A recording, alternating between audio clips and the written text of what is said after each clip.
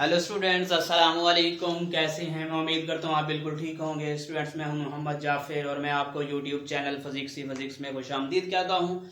Students, हम study कर रहे हैं वेक्टर्स एंड इक्विलिब्रियम को, और आज का हमारा आर्टिकल जो है वो वेक्टर एडिशन के बारे में है।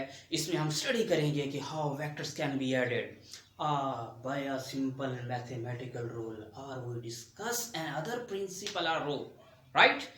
तो स्टूडेंट्स, आज हम सबसे पहले स्टडी करेंगे कि वेक्टर्स को कैसे ऐड किया जाता है। पहला पॉइंट मैं यहां पर नोट कर रहा हूं, आप भी नोट कर लीजिए ताकि आपके काम आ जाए। Vectors can not be added, vectors can not be added,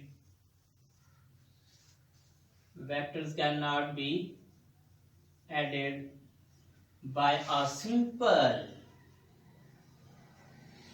mathematical rule.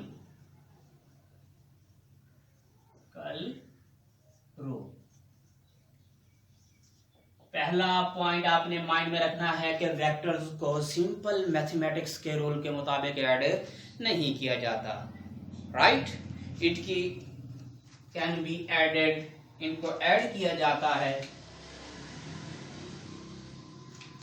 It can be added, it can be added by head to tail rule, students, head to tail। इनको हेड टू टेल रूल से add किया जाता है, simple mathematics के rule के साथ add नहीं किया जाता स्टूडेंट्स। इनको ऐड किया जाता है बाय मैथमेटिकल रूल से ऐड किया जाता है, और इस मेथड को ग्राफिकल मेथड भी कहते हैं। This method is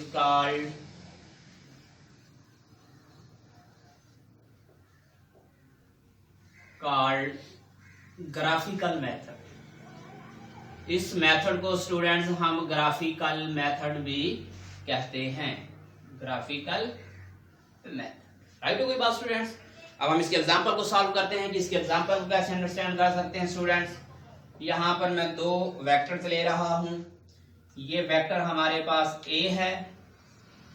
last lecture में आप स्टडी कर चुके हैं कि वेक्टर को कैसे रिप्रेजेंट किया जाता है। ये वेक्टर ए है, ये हमारे पास क्या है जी, वेक्टर बी। स्टूडेंट्स, मैं इनको ऐड कर रहा हूं और हमें पता है हमें कौन सा रूल लगाना है। नंबर 1 हेड और नंबर 2 पर क्या लगानी है जी, टेल। 2 का मतलब अटैच कर देना, यानी कि फर्स्ट वेक्टर का हेड होना चाहिए, दूसरे की क्या होनी चाहिए, टेल। देखें स्टूडेंट्स, ये हमारे पास वेक्टर ए आ गया, ये वाला। मैंने बी को उठाया और इसके साथ अटैच कर दिया। ये हमारे पास क्या कहलाया, वेक्टर बी। देखें, पहले की टेल और दूसरे का क्या, पहले का हेड और दूसरे की क्या अटैच हो रही है आपस में, टेल। यानी कि वेक्टर्स को ऐड किया जाता है यहां पर हेड टू टेल रूल से। अब सिंपल सी बात है, दो वेक्टर्स को ऐड कर दिया। अब हम इनका क्या मालूम करेंगे, रिजल्टेंट फाइंड करेंगे। तो रिजल्टेंट को मैं यहां पर एक सिंगल लाइन से रिप्रेजेंट करता हूं, ये वाली single line. R is equal to क्या आ जाएगा स्टूडेंट्स, ए प्लस बी। याद रखें, जब वेक्टर्स को ऐड किया हमने तब क्या हेड टू टेल रूल लगाया, लेकिन जब हम क्या रिजल्टेंट वेक्टर मालूम करेंगे तब हम पहले वेक्टर की टेल के साथ रिजल्टेंट वेक्टर की टेल को अटैच कर देंगे, और रिजल्टेंट वेक्टर के हेड को आखिरी वेक्टर के हेड के साथ क्या कर देंगे, अटैच कर देंगे। तो ये क्या कहलाएगा स्टूडेंट्स, हमारे पास रिजल्टेंट वेक्टर कहलाएगा। अगर हम इन वेक्टर्स को चेंज कर लें, देखें ये हमारे पास वेक्टर बी है, सपोज कर लें, राइट। तो ये हमारे पास क्या है जी, इसको यहां पर रिप्रेजेंट कर लें वेक्टर ए से, तो तब भी रिजल्ट क्या बनेगा, b प्लस ए। फिर भी रिजल्ट क्या होगा हमारे पास, इक्वल होगा। हम इसको यूं राइट कर सकते हैं कि रिजल्ट a प्लस बी के बराबर था, या ये रिजल्ट किसके बराबर होगा हमारे पास, a प्लस बी को यहां पर राइट कर लें, और ये वाला जो रिजल्ट है इसको राइट कर लें स्टूडेंट्स, ये बन जाएगा हमारे पास b प्लस ए। जिससे ये साबित हो गया कि a प्लस बी और b प्लस ए दोनों क्या हैं, बराबर हैं। और जो vectors addition by head to tail rule है, ये कम्यूटेटिव लॉ को भी क्या कर रहा है, होल्ड कर रहा है। तो स्टूडेंट्स आई थिंक आपको समझ आ गया होगा वेक्टर्स को कैसे ऐड किया जा सकता है और कैसे ऐड नहीं किया जा सकता। तो ये बात कंफर्म हो गई कि इसको मैथमेटिकल रूल से ऐड नहीं किया जाता, इसको ऐड किया जाता है किससे, हेड टू टेल रूल से। राइट हो गई बात स्टूडेंट्स। नेक्स्ट हम स्टडी करते हैं कि हमारे पास ये जो रिजल्टेंट वेक्टर है वो क्या होता है। देखिए resultant vector, resultant vector, what is the resultant vector? Vector, resultant vector क्या कहलाएगा स्टूडेंट्स, तवज्जो से देखें। रिजल्टेंट क्या है, दो वेक्टर्स का कंबाइन इफेक्ट है। टू और मोर वेक्टर्स भी हो सकते हैं। The combine effect, the combine effect, the combine effect of all the vectors, all the vectors taken together is called resultant vector. तो students the combined effect of all the vectors taken together is called resultant vector. उसे क्या कहेंगे students, resultant vector कहेंगे। जिस तरह के यहां पर हमने नोट किया कि हमारे पास रिजल्टेंट वेक्टर क्या था, r is equals to a plus b. यहां पर हमने दो वेक्टर लिए, दो से ज्यादा वेक्टर भी आप ले सकते हैं। राइट होगी बात। इसी तरह अगर हम c ऐड कर लें, d ऐड कर लें, जितने वेक्टर्स आप ऐड करते जाएंगे उन तमाम का जो सम है स्टूडेंट्स वो किसके बराबर होगा, रिजल्टेंट वेक्टर के बराबर होगा। राइट होगी बात स्टूडेंट्स। नेक्स्ट हम स्टडी करते हैं जी वेक्टर सबट्रैक्शन क्या होती है। वेक्टर्स सबट्रैक्शन, वेक्टर्स की नफी करना, सबट्रैक्शन, वेक्टर सबट्रैक्शन, नफी करना। सबसे पहले इसको डिफाइन कर लेते हैं। A vector having same direction, sorry having same magnitude but with reverse direction, लेकिन डायरेक्शन क्या होनी चाहिए, reverse direction to the original vector.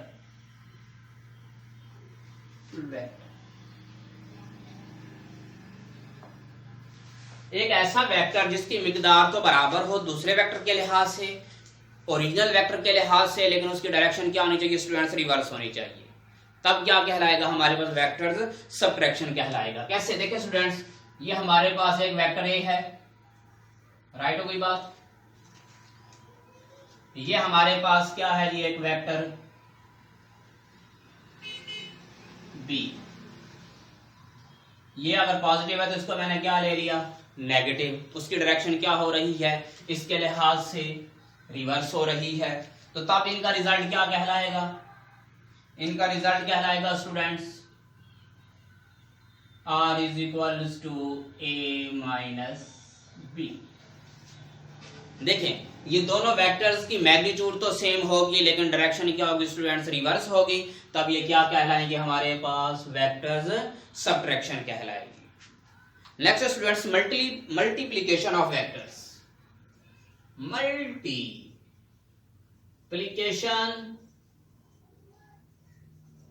multiplication of vectors by a scalar। Scalar भी लिख सकते हैं स्टूडेंट्स या नंबर भी लिख सकते हैं, और नंबर्स। हमने वेक्टर्स को या तो स्केलर से मल्टीप्लाई करना है या किससे, नंबर से। असल में जो स्केलर्स होते हैं स्टूडेंट्स वो हमारे पास क्या होते हैं, नंबर्स होते हैं, जिनकी सिर्फ और सिर्फ क्या होती है, मैग्नीट्यूड होती है, लेकिन डायरेक्शन है नहीं हो।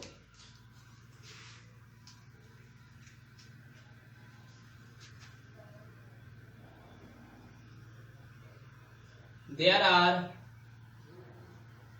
following steps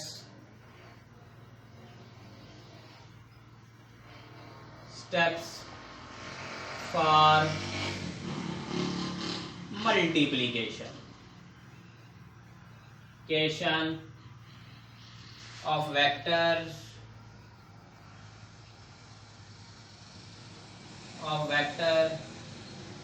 by a scale। कुछ स्टेप्स हैं स्टूडेंट्स, इनको हमें फॉलो करना है। पहला स्टेप है कि जब भी हमने वेक्टर को किसी नंबर से मल्टीप्लाई करना है, पहली बात तो वो ये है कि वो नंबर कभी जीरो नहीं होना चाहिए। अगर वो नंबर जीरो होगा तो इसको वेक्टर से मल्टीप्लाई करो, बदले में आंसर भी क्या आएगा, जीरो आएगा। तो मल्टीप्लिकेशन के लिए पहली कंडीशन या पहला स्टेप ये है कि नंबर कभी जीरो नहीं होना चाहिए। तो दूसरी कंडीशन ये है स्टूडेंट्स कि नंबर ग्रेटर देन क्या होना चाहिए, जीरो। इट मीन ये पॉजिटिव होना चाहिए, 1 2 3 4 एंड सो ऑन होना चाहिए। जो थर्ड स्टेप है स्टूडेंट्स हमारे पास, वो हमारे पास ये है कि नंबर क्या होना चाहिए, या तो लेस देन जीरो होना चाहिए। देखिए स्टूडेंट्स, अगर हमारे पास n की वैल्यू जीरो आ जाए, पहले एग्जांपल में n की वैल्यू जीरो आ जाए, जीरो को मैं मल्टीप्लाई करूं किसी भी वेक्टर से, तो बदले में आंसर क्या आएगा स्टूडेंट्स, जीरो आएगा। राइट हो गई बात। अगर हम बात कर लेते हैं, मैं कहता हूं ये हमारे पास एक वेक्टर a है, इसको नंबर से मल्टीप्लाई करना है, वो ग्रेटर देन क्या होना चाहिए, जीरो। मैं सपोज करता हूं कि वो नंबर मेरे पास कितना है स्टूडेंट्स, 2, तो इसको मैं किससे मल्टीप्लाई कर दूंगा, 2 से, तो ये क्या हो जाएगा, डबल हो जाएगा, 2a। राइट हो गई बात। सेम टू दैट यहां पर हमारे पास क्या है, एक वेक्टर है, उसको हमने मल्टीप्लाई करना है ऐसे नंबर से, वो नंबर क्या होना चाहिए स्टूडेंट्स, लेस देन जीरो होना चाहिए। लेस देन जीरो से मुराद ये है कि यहां पर मैं नंबर लेता हूं -2, तो इसको इस वेक्टर से मल्टीप्लाई करो, डायरेक्शन तो रिवर्स हो जाएगी लेकिन मैग्नीट्यूड वही रहेगी, ये बन जाएगा -2। राइट हो गई बात स्टूडेंट्स। तो वेक्टर्स को जब भी किसी नंबर या स्केलर से मल्टीप्लाई करना है तो उसके लिए इन 3 कंडीशंस का होना बहुत जरूरी है। अगर आप इन 3 कंडीशंस को फॉलो नहीं करेंगे तो तब ये अंडरस्टैंड नहीं कर पाएंगे कि हमें वेक्टर को स्केलर से कैसे मल्टीप्लाई। अगर हम सिंपल एग्जांपल लेना चाहें स्टूडेंट, देखें, अगर हम पावर की बात करें P = या मोमेंटम की बात करें mv, m क्या है हमारे पास स्टूडेंट्स, ये स्केलर है। m क्या है स्टूडेंट्स हमारे पास, स्केलर है। v क्या है, जबकि हमारे पास वेक्टर। देखिए स्केलर को आपने वेक्टर से मल्टीप्लाई किया तो बदले में आंसर किस में आया, वेक्टर में आया।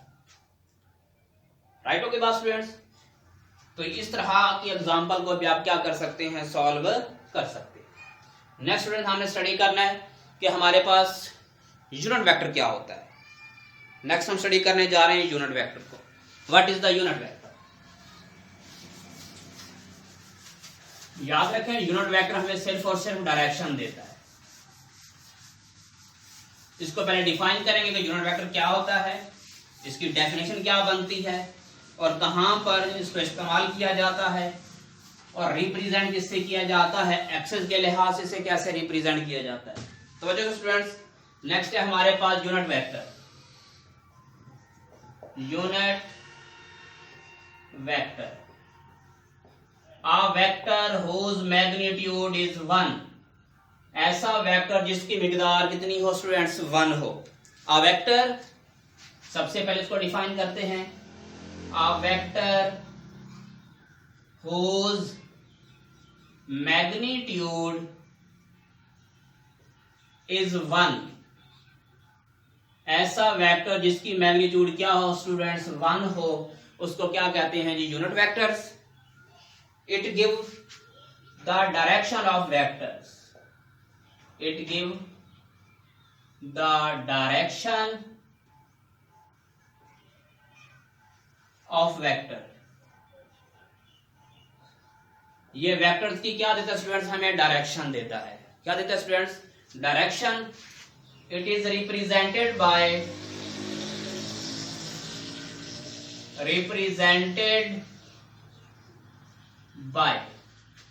ए है। कोई भी वेक्टर लेंगे उसके ऊपर हम क्या लगाएंगे, हैट का सिंबल लगाएंगे। तो स्टूडेंट्स इसका जो फार्मूला बनेगा, फार्मूला उसको आप यूं राइट कर सकते हैं।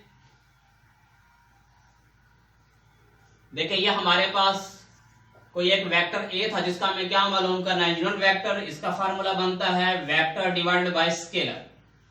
इट मीन अगर हम वेक्टर को, गिवन वेक्टर को उसकी मैग्नीट्यूड पर या स्केलर पर डिवाइड कर देते हैं तो तब हमें क्या मिलेगा जी, यूनिट वेक्टर मिलेगा। राइट होगी बात। अगर हम स्पेस की बात करें, इन स्पेस में अगर हम कोऑर्डिनेट या रेक्टेंगुलर कोऑर्डिनेट सिस्टम की बात करें, हम जानते हैं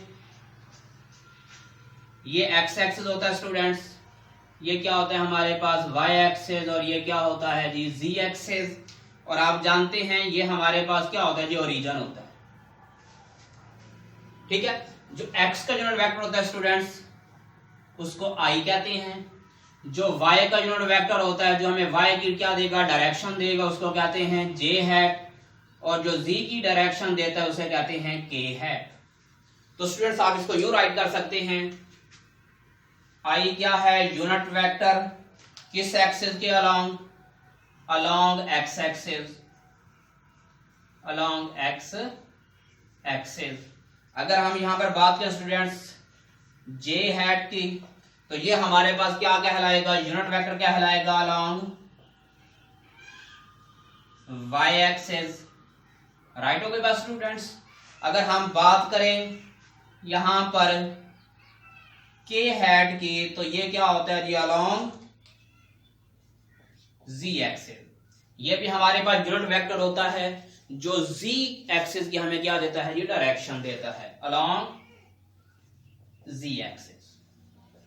तो स्टूडेंट्स इन बातों का आपने क्या रखना है, अगर आपने इनको माइंड में रख लिया तो आपको ऑब्जेक्टिव भी आपका सॉल्व हो जाएगा, फार्मूला भी हल करने का पता चल जाएगा, और आपको पता चल जाएगा कि हम आई यूनिट वेक्टर कहां पर इस्तेमाल करते हैं, जे और के। राइट हो गई बात स्टूडेंट्स। अगर आपके पास सिंपल कोई डिस्टेंस होता है, ये पोजीशन वेक्टर ले लेते हैं। देखें मैं यहां पर एक पोजीशन वेक्टर ले रहा हूं जिसको कह रहे हैं जी आर। तो इसका जो यूनिट वेक्टर होगा स्टूडेंट्स वो ये कहलाएगा, ये इसका क्या कहलाएगा जी, यूनिट वेक्टर कहलाएगा। तो उसके ऊपर जस्ट क्या लगा देंगे, आर हैट, या आर कैप भी लिख सकते हैं, क्योंकि ये जो रिजल्टेंट है ये तीनों का है, एक्स का भी है, वाई का भी है और जी का भी है, क्योंकि ये रिजल्टेंट को रिप्रेजेंट कर रहा है। तो इसके साथ ना तो हम आई लगाएंगे, ना वाई, ना जे, क्योंकि ये रिजल्ट आ गया, तो इसको सिंपल आर से स्टूडेंट्स क्या कर लेंगे, रिप्रेजेंट कर लेंगे। राइट हो गई बात स्टूडेंट्स। एक होता है कि हमारे पास नल वेक्टर। अब हम नल वेक्टर को स्टडी करते हैं कि what is the null vector.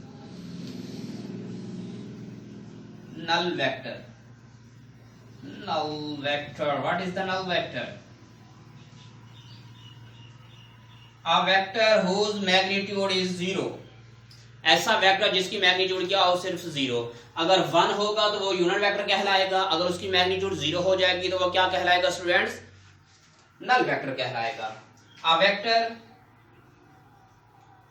whose magnitude, a vector whose magnitude is 0 but arbitrary direction। लेकिन डायरेक्शन क्या होगी, आर्बिट्रेरी। उसे क्या कहते हैं स्टूडेंट्स, नल वेक्टर कहते हैं। तो यूं भी कह सकते हैं, एक वेक्टर ए ले लें, ये हमारे पास एक वेक्टर ए है, और इसका क्या ले लें, रिवर्स वेक्टर ले लें। ये हमारे पास क्या होगा, रिवर्स वेक्टर नेगेटिव डायरेक्शन में होगा। इट मीन वेक्टर सब्ट्रैक्शन आ गई। जिस तरह की हम स्टडी कर रहे थे कि वेक्टर सब्ट्रैक्शन क्या होती है, एक वेक्टर लेंगे जो ओरिजिनल वेक्टर की क्या होगा, रिवर्स डायरेक्शन में होगा, लेकिन उसकी मैग्नीट्यूड क्या होगी स्टूडेंट्स, सेम होगी। राइट होगी बात। तो अगर हम इसको ऐड कर लें तो हमारे पास जो आंसर आएगा स्टूडेंट्स,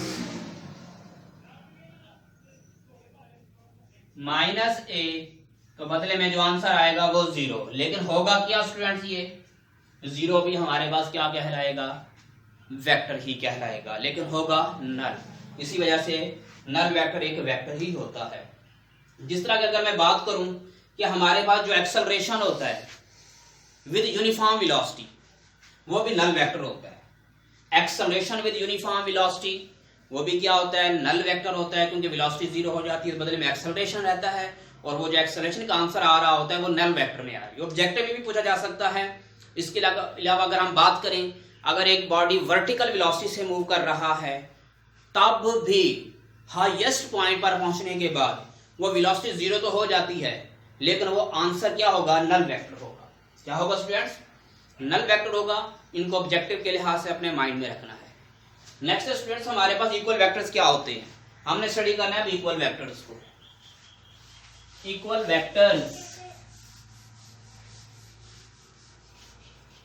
वेक्टर्स क्या होते हैं? Two vectors having same magnitude and direction. Vectors ले लें, वो 2 या मोर होंगे, लेकिन उनकी मैग्नीट्यूड और डायरेक्शन क्या होगी स्टूडेंट्स, सेम होगी। Equal vectors, equal vectors, equal vectors क्या होते हैं स्टूडेंट्स? टू वेक्टर्स या 2 और मोर वेक्टर्स भी आप कह सकते हैं students, having same magnitude and direction. Two vectors having same magnitude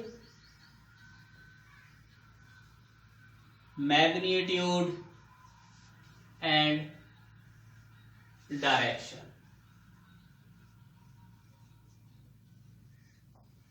magnitude भी क्या होनी चाहिए स्टूडेंट्स, सेम होनी चाहिए, और डायरेक्शन भी क्या होनी चाहिए, सेम। और इसका जो मेन पॉइंट है, it does not depend on a same starting point।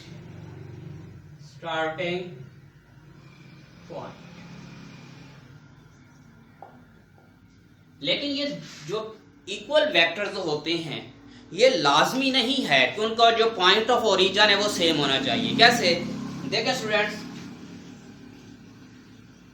मैं यहां पर एक डायग्राम ड्रा कर लेता हूं। मैं कहता हूं ये हमारे पास एक प्लेन है, राइट होगी बात,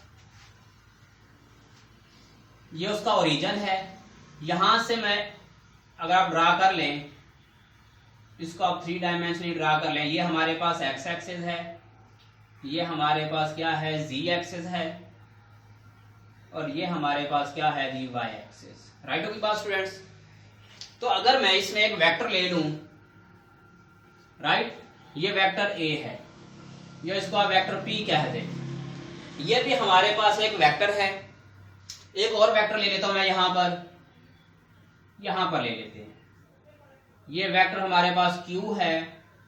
ये दोनों क्या हैं, इक्वल वेक्टर्स हैं। देखें, एक ही प्लेन में है, ये भी हमारे पास, इसकी मैग्नीट्यूड भी 2 मीटर है। अगर हम इसकी मैग्नीट्यूड की बात करें, वो भी कितनी है, 2 मीटर। मैग्नीट्यूड भी सेम है, डायरेक्शन भी सेम है, लेकिन दोनों का पॉइंट ऑफ ओरिजिन या स्टार्टिंग पॉइंट वो सेम नहीं है। तो ये माइंड में रखना है कि इक्वल वेक्टर के अंदर ये कंडीशन लाजमी होती है। ये दोनों वेक्टर्स हैविंग सेम मैग्नीट्यूड और डायरेक्शन तो होते हैं, लेकिन इनका स्टार्टिंग पॉइंट सेम नहीं होता। तो इनको माइंड में रखना है स्टूडेंट्स आप। नेक्स्ट है जी हमारे पास अनइक्वल वेक्टर्स। कि हमारे पास अनइक्वल वेक्टर्स क्या होते हैं? तो स्टूडेंट नेक्स्ट है हमारे पास अनइक्वल वेक्टर, इक्वल और अनइक्वल। इक्वल में क्या है, same magnitude and same direction, but it does not depend upon on a same starting point या सेम इनिशियल पॉइंट या सेम पॉइंट ऑफ ओरिजिन भी क्या है। यहां पर भी 2 वेक्टर्स हैं, डायरेक्शन सेम है, लेकिन पॉइंट जो ओरिजिन या स्टार्टिंग पॉइंट सेम नहीं है। यहां पर भी वही बात है स्टूडेंट्स, और भी आप ड्रा कर सकते हैं, ये कोई मुश्किल बात नहीं है। नेक्स्ट है हमारे पास अनइक्वल वेक्टर। यहां पर एक ही बात डिफरेंट होगी स्टूडेंट। देखें, मैग्नीट्यूड भी क्या होगी, डिफरेंट, اور ڈائریکشن بھی کیا ہوگی, ڈفرینٹ ہوگی. اس کو رائٹ کر لیں. The vectors are said to be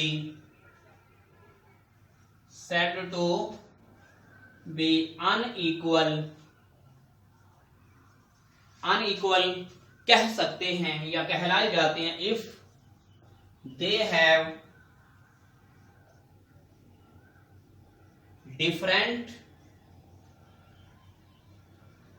magnitude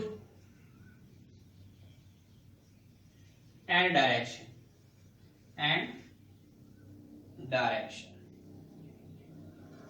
right ہوگی بات. ایسے ویکٹر جن کی میگنیٹیوڈ بھی کیا ہو, ڈیفرنٹ ہو, اور ڈائریکشن بھی کیا ہو, ڈیفرنٹ ہو اسٹوڈینٹس, تو انہیں کیا کہتے ہیں, ہم ان ایکول ویکٹرز کہتے ہیں. اسٹوڈینٹس آج کا لیکچر یہاں پر ختم ہوا چاہتا ہے.